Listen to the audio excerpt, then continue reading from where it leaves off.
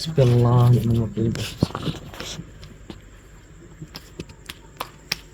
حسبي الله ونعم الوكيل. هذا كله من الحجر، هذا كله من الحجر هذا، والجهلة هذه لا اللي يطرحوا الحجار عندك مش حرام يجزع واحد شيبة عندك؟ استغفر الله العظيم. ايش ده؟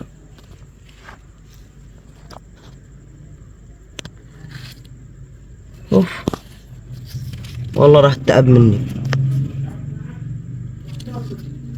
والله. شكلها مغارة علي بابا تفتح لي او مدري كيف. يا رب يا رب زيدنا، يا رب زيدنا مليون. لما ذيلا بس 2000 ريال بس، زيدنا مليون. يلا نعمة ولا ما فيش 2000 ريال.